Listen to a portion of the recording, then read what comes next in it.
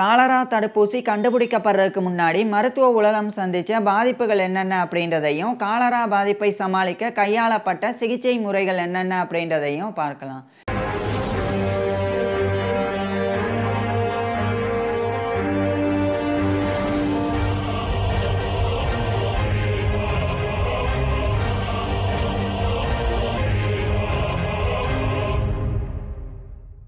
20ஆம் நூற்றாண்டு வரைக்கும் காலரான்ற bacterial infection உலகம் முழுவதிலும் வாழ்ந்து வந்த எண்ணிலடங்காத மனிதர்களுக்கு ரொம்ப மோசமான பாதிப்புகளை ஏற்படுத்தி வந்தது. காலராவுடைய மொர்டாலிட்டி ரேட் ரொம்ப ஹையாக இருந்தது. அதாவது காலராவுடைய இறப்பு விகிதம் ஆவரேஜாக 50 to 60% இருந்தது. உதாரணமாக 100 பேர் காலரானால் பாதிக்கப்பட்டால் சராசரியாக 50லிருந்து 60 பேர் இறந்து போயிடுவாங்க. அந்தளவுக்கு அதிகமான உயிரிழப்புகளை காலராவானது ஏற்படுத்தி வந்தது. காலரா ஏற்பட்டால் மனிதர்களுக்கு வயிற்றுப்போக்கு, வாந்தி, தசைப்பிடிப்பு இதெல்லாம் ஏற்படும். இதன் விளைவாக உடலில் டீஹைட்ரேஷன் அப்படின்ற நீரிழப்பு ஏற்படும். பிறகு உடலில் இருக்கக்கூடிய பொட்டாசியம், சோடியம், குளோரைடு இதனுடைய சமநிலை பாதிக்கப்படும். இதன் காரணமாகவே எலக்ட்ரோலைட் இம்பேலன்ஸ் ஏற்பட்டு சாக் அப்படின்ற பாதிப்பு ஏற்படும். சாக் அப்படின்ற பாதிப்பு ஏற்படுறதன் மூலமாக சர்க்குலேட்டரி சிஸ்டமில் பாதிப்பு ஏற்பட்டு ரத்த ஓட்டம் சரியாக இல்லாமல் போயிடும். லோ பிளட் ப்ரெஷர் ஏற்படும். அதே மாதிரி ஹார்ட் பீட் ரொம்ப வேகமாகவும் இருக்கும். இதன் காரணமாகவே உடல் உறுப்புகளுக்கு தேவையான ரத்த ஓட்டம் சரியாக இல்லாமல் ஆக்சிஜனும் உடல் உறுப்புகளுக்கு கிடைக்காம போயிடும். இதனால் உடல் உறுப்புகள் செயலிழக்க ஆரம்பிக்கும். குறிப்பாக கிட்னி ஃபெயிலியர், ரெஸ்பிரேட்டரி ஃபெயிலியர்லாம் ஏற்பட்டு மனிதர்கள் இறந்து போயிடுவாங்க. இந்த அளவுக்கு மோசமான பாதிப்பை இந்த காலரா ஏற்படுத்தினது. இதனாலேயே காலரானால் பாதிக்கப்பட்டவங்க சில மணி நேரங்கள்ல இருந்து சில நாட்களுக்குள்ளேயே இறந்து போயிடுவாங்க. இப்பேற்பட்ட இந்த மோசமான பாதிப்பு இந்த காலராவானது ஸ்பெசிஃபிக் ஜியோகிராஃபிக்கல் ஏரியாவில் பரவக்கூடிய எபடமிக்காகவும் இருந்தது. மல்டிபிள் கண்ட்ரீஸில் பரவக்கூடிய பேண்டமிக்காகவும் இருந்தது. அதில் குறிப்பிடத்தக்க முதல் பேண்டமிக் 1817ஆம் ஆண்டு தான் நிகழ்ந்தது. அதுவும் குறிப்பாக அப்போதைய பிரிட்டிஷ் இந்தியாவில் இணைந்திருந்த பெங்கால் அங்கேருந்து தான் இது ஏற்பட்டது ஃபஸ்ட்டு. ஸோ அதாவது பேண்டமிக் ஆனது 1817ஆம் ஆண்டு தான் காலராவுடைய ஃபஸ்ட்டு பேண்டமிக் ஏற்பட்டது. அது பிரிட்டிஷ் இந்தியாவிலேருந்து பரவ ஆரம்பித்து ஏசியாவில் இருக்கக்கூடிய சில நாடுகளுக்கு அடுத்தடுத்து பரவி அதுக்கப்புறமா ஆப்பிரிக்கா, யூரோப் அங்கெல்லாம் இருக்கக்கூடிய நாடுகளில் கூட இந்த காலராவானது பரவினது. ஸோ இப்படி இந்த காலராவுடைய ஃபஸ்ட்டு பேண்டமிக் ஆனது 1817 தொடங்கி. இது 1824 வரைக்கும் இந்த காலரா பேண்டமிக் இருந்தது. அதுக்கப்புறமா 1824க்கு பிறகு அது மறுபடியும் ஸ்பெசிஃபிக் ஜியோகிராஃபிக் ஏரியாவில் பரவக்கூடிய ஒரு எபடமிக்கா மாறி சின்ன சின்ன பாதிப்புகளை ஏற்படுத்தி வந்தது. திரும்பவும் 1829ஆம் ஆண்டு இரண்டாவது முறை இந்த காலராவுடைய பேண்டமிக் ஏற்பட்டது. அதுவும் அப்போதைய பிரிட்டிஷ் இந்தியாவிலிருந்து தான் பரவி அடுத்தடுத்து ஆப்பிரிக்கா, யூரோப்பில் இருக்கக்கூடிய பல நாடுகளுக்கு பரவினது. இதனால பல கொடூரமான விளைவுகள், நிறைய உயிரிழப்புகள் எல்லாம் தொடர்ந்து நடந்து வந்தது. இதை கட்டுப்படுத்த முடியாமல் அந்த காலகட்டத்தில் மருத்துவ உலகம் திணறி வந்தது. பிறகு 1837ஆம் ஆண்டு இந்த இரண்டாவது பேண்டமிக் ஆனது முடிவுக்கு வந்தது. அங்கிருந்து சில ஆண்டுகளுக்கு பிறகு 1846ஆம் ஆண்டு மூன்றாவது முறை இந்த காலராவுடைய பேண்டமிக் ஆனது ஏற்பட்டது. அதுவும் இந்தியாவிலிருந்து தான் ஏற்பட்டது. அதுவும் பல நாடுகளுக்கு அடுத்தடுத்து பரவினது. குறிப்பாக 1852 இந்த காலகட்டத்திலிருந்து தான் காலரா பேண்டமிக்னால உயிரிழப்புகள் அதிகரிக்க தொடங்கியிருந்தது. குறிப்பாக குறைஞ்சபட்சம் சில நாடுகளில் இருக்கக்கூடிய சில பகுதிகளில் வாழக்கூடிய மக்களுக்கு 30% உயிரிழப்பு இருந்தது. அதாவது 100 பேர் காலரானால் பாதிக்கப்பட்டால் குறைஞ்சது 30 பேர் இறந்து போயிடுவாங்க. அது மாதிரி சில இடங்கள்ல இருந்தது. அதே மாதிரி இன்னும் சில இடங்கள்ல ரொம்ப நோய் எதிர்ப்பு சக்தி கம்மியாக இருக்கக்கூடிய மக்கள் வாழக்கூடிய பகுதிகளெல்லாம் இந்த காலராவினுடைய இறப்பு விகிதமானது 90% இருந்தது. அதாவது 100 பேர் காலரானால் பாதிக்கப்பட்டால் அதிகபட்சம் 90 பேர் இறந்து போயிடுவாங்க. இந்த அளவுக்கு மோசமான விளைவுகளை இந்த 1852 காலகட்டம் தான் சந்திச்சு வந்தது.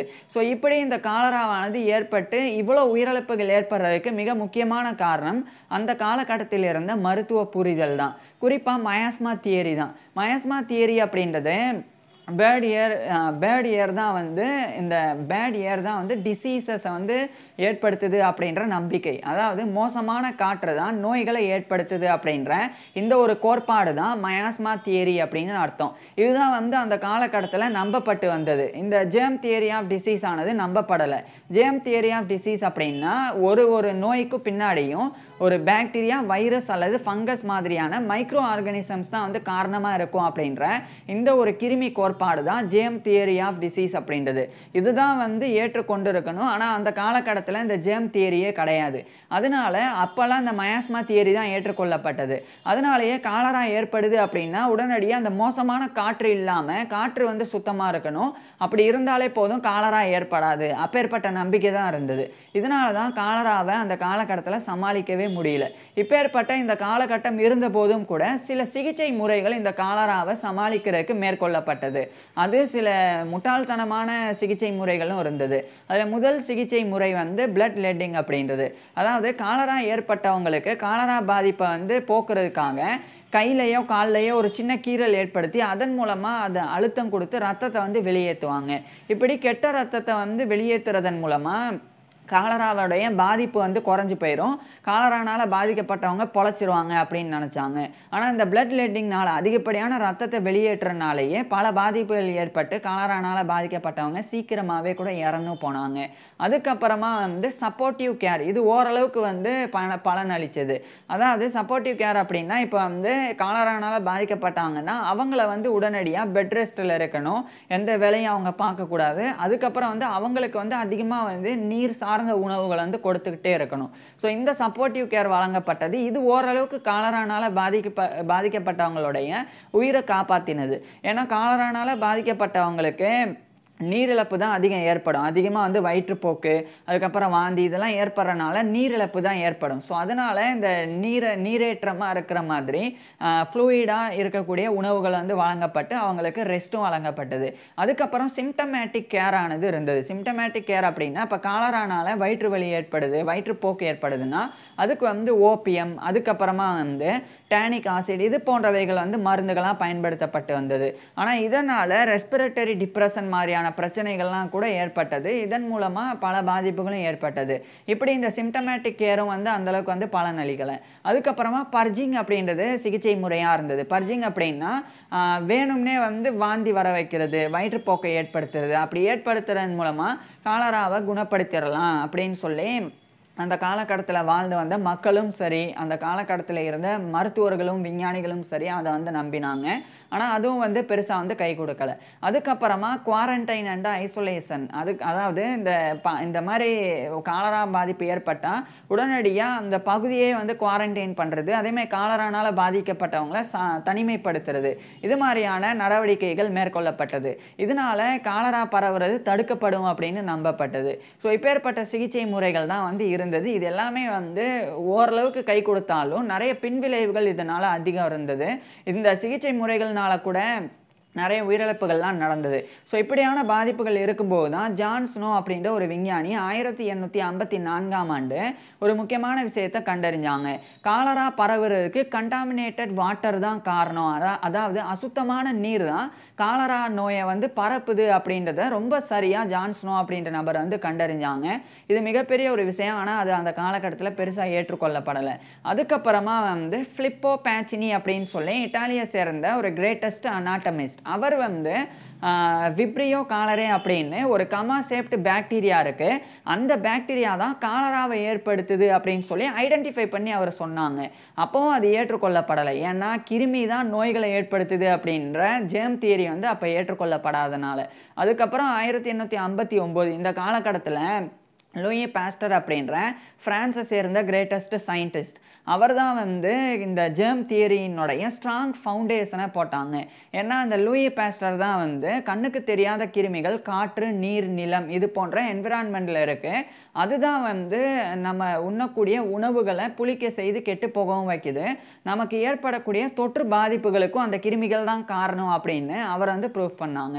அதுக்கப்புறம் தான் மருத்துவ உலகம் வந்து கொஞ்சம் கொஞ்சம் அதை வந்து ஏற்றுக்க ஆரம்பிக்குது.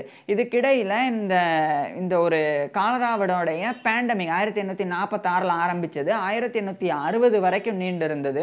பல உயிரிழப்புகளை அது வந்து ஏற்படுத்தியிருந்தது. இதுக்கப்புறம் 1863ஆம் ஆண்டு 4வது முறை காலராவினுடைய பேண்டமிக் வந்து ஏற்பட்டது. அதுவும் இந்தியாவிலிருந்து பரவினது. அது அப்படியே சில ஆண்டுகள் போனது. 1875 வரைக்கும் அந்த பாதிப்பு இருந்தது. அதுக்கப்புறமா 6 ஆண்டுகளுக்கு பிறகு 1881ஆம் ஆண்டு 5வது முறை காலரா பேண்டமிக் ஏற்பட்டது. ஸோ இதெல்லாம் வந்து பிரிட்டிஷ் இந்தியாவில் இருந்து தான் வந்து ஏற்பட்டது. அதுக்கப்புறம் அது உலக நாடுகளில் பரவி வந்தது.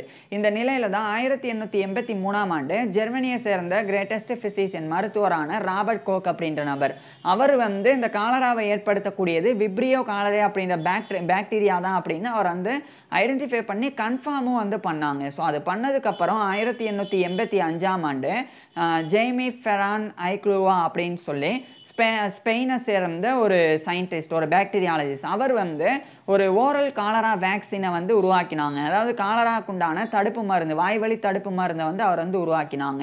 அது வந்து பெருசாக வந்து சேஃபாகவும் இல்லாமல் இருந்தது. அதுக்கப்புறம் 1892 இந்த காலகட்டத்தில் வால்டமார் ஹாஃப்கின் அப்படின்ற ரஷ்யாவை சேர்ந்த ஒரு பாக்டீரியாலஜிஸ்ட், அவர் வந்து இன்ஜெக்டட் வேக்சின் வந்து வாய்வழி எடுத்துக்காம தடுப்பூசி போடுற மாதிரி காலரா தடுப்பூசியை கொஞ்சம் சேஃபாக வந்து உருவாக்கினாங்க.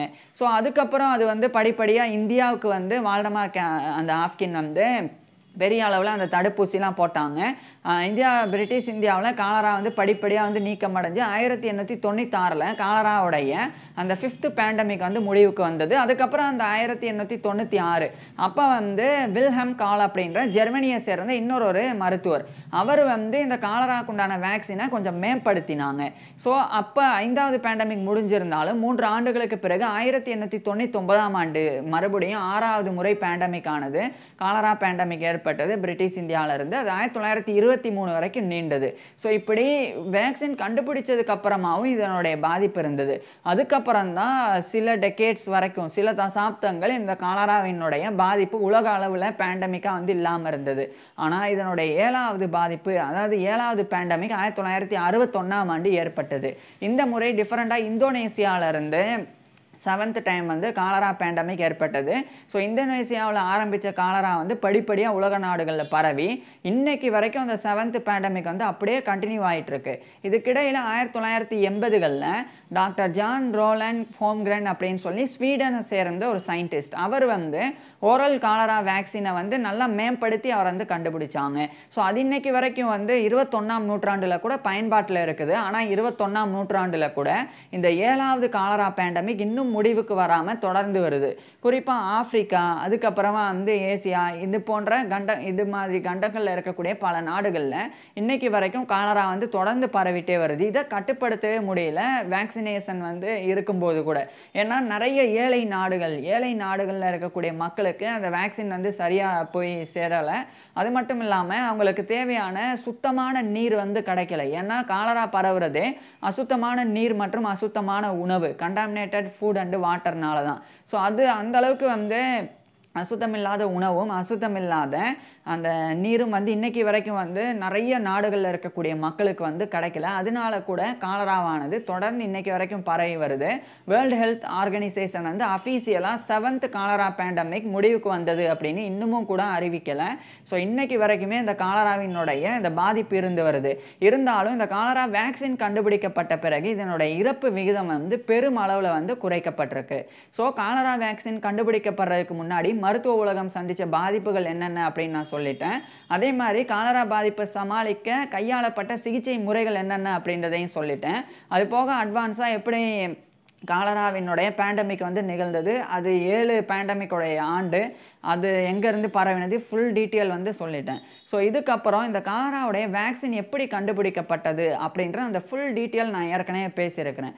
அதை பற்றி தெரிஞ்சுக்கிறதுக்கு கீழே டிஸ்கிரிப்ஷனில் லிங்க் கொடுக்குறேன், பாருங்கள். இல்லைன்னா டிஸ்பிளேவை டச் பண்ணுங்கள், டிஸ்பிளேவை நேராக வந்து அந்த வீடியோக்கே போயிடலாம். காலரா வேக்சின் வந்து எப்படி துல்லியமாக கண்டுபிடிக்கப்பட்டது அப்படின்னு சொல்லி. தேங்க்யூ.